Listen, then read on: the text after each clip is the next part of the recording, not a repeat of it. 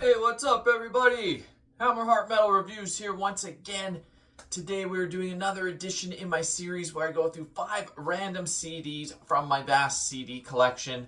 No rhyme or reason to the ones that I'm going to talk about today. Maybe just some albums that I haven't listened to in a while that I've had in the car this week. You know the deal by now. I've been doing one of these every month for over a year. So without further ado, let's just get into it and see which albums I'm going to talk about today. So to kick it off, we're going with one of my current active favorite black metal bands, and that is Véhémence, here with their debut album, Assiégé.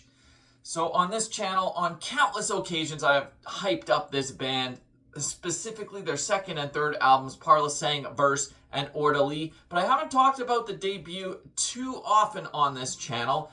I do not think it's quite on the level of their subsequent second and third albums, but nonetheless, this is still worth checking out. This is medieval melodic black metal from France.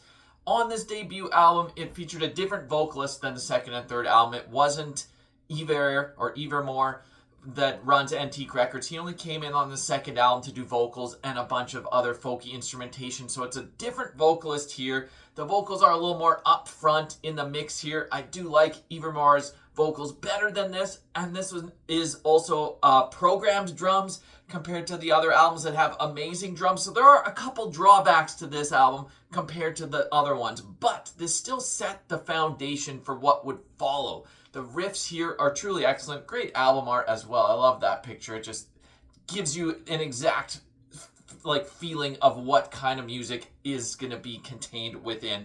And yeah, he's just got the guitar player here, the main dude behind the band. He's got such a unique way of writing riffs, just these cascading style of melodies. And that's in place here as well. Some nice acoustic moments. There's not as many folky flourishes on this album as on their others, but nonetheless, don't skip this one.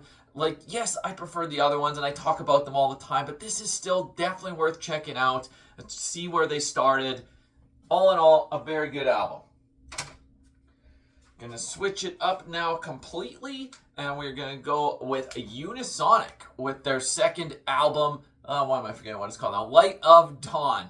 So if you're unfamiliar with this band, this was a side project started by Kai Hansen and Michael Kiske, formerly both of Halloween and now once again in Halloween, but this was before they had rejoined Halloween. They wanted to get back together to write some music together once again, so there's clearly going to be some similarities to Halloween, but this, while it still has some power metal moments, it's more of like a hard rock album than a power metal album, I would say. Somewhere in between hard rock and power metal. But the solos here still rip. Michael Kiske's voice is great. It's just giving them a different perspective on songwriting. You get some different styles of songs, more like a hard rock album as opposed to straight power metal bangers all the time, but there's still a couple banging tracks on here too. All in all, I mean, I'm a huge Kai Hansen fan. I'm a huge Michael Kiske fan.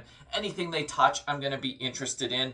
Is this Keeper of the Seven Keys, does it have the same vibe as that? No, not really. This is a different beast altogether. But I still enjoy this album quite a bit. You got songs like Exceptional, Your Time Has Come. There's still a lot of great tracks on here, even if it is something a little bit different. But yeah, expand the tastes. Don't necessarily just go with one style. I like some hard rock here and there as well. And when it's got a couple of my favorite musicians attached to the project, can't go wrong with that. If you're unfamiliar with Unisonic and you're into old Halloween or just anything Kai Hansen or Michael Kiske has ever done, definitely go check this out. All right, up next, we're going to switch to some progressive melodic death metal with Iotunn and their debut album, Access All Worlds. So, I mean, I've talked a lot about their second album, Kinship. Last year was my album of the year, and I talked about this one quite a bit a few years ago, but I hadn't revisited it in a while, and I've gone back and listened to it quite a bit over the last couple weeks, and it still holds up amazingly. I have a really hard time picking between this and Kinship as for which one I like better. They came out of the gates firing here. I mean, they did have an EP before this as well with a different vocalist, but really what carries these songs is the amazing vocals. Just got these great cleans. It will remind you a little bit of Borknagar, but more in a melodic death metal sense than maybe a progressive black metal sense. There's just a lot of proggy directions that this goes. The guitar playing is absolutely amazing. Like, the musicianship here is really top tier. So while maybe I give the edge to Kinship, this one should not be skipped as well. Front to back, this album is goddamn amazing. I just love it. I love everything this band has to say, and every song they've released, it's just great stuff. I can't pump up this band enough. If you somehow have skipped both this and their other album, definitely go check them both out. Amazing stuff. All right, up next, one that's definitely not underrated at all, although this album may be underrated in the band's discography as a whole. And I'm talking about Testament with their fourth album, Souls of Black. So I feel like this one sometimes gets a little bit overlooked when we're talking about the early era of Testament. This is old school thrash metal here, Bay Area thrash. And yeah, maybe this isn't quite on the level of the Ritual, or sorry, not the Ritual. This is better than the Ritual. Not on the same level as the Legacy or the New Order, or even Practice What You Preach. But actually, I would put this one pretty close to Practice What You Preach, being the follow-up to it. There's just great songs here, like Face in the Sky, Falling Fast, Love to Hate, One Man's Fate, and then the Legacy as well. Like, this album still rips. It's short and to the point. Got cool album art as well. Like, is this my favorite Testament album? No, I would not say that. That's definitely either going to be the Legacy or the New Order, but this one would definitely be in my top 5 Testament albums, and I feel like it goes a little bit under the radar just because of where it landed in their discography and the time that it came out. But yeah, I goddamn love this album. Testament is one of my favorite thrash bands. All right, one more album to close this off. Another one that is definitely not underrated, but I just hadn't listened to it in a while, and I felt like listening to it, and that is Satyricon with Nemesis Divina. So this being the third album by these Norwegian black metal legends. Their first 3 albums, to me, are really the only ones that I go back to on the regular.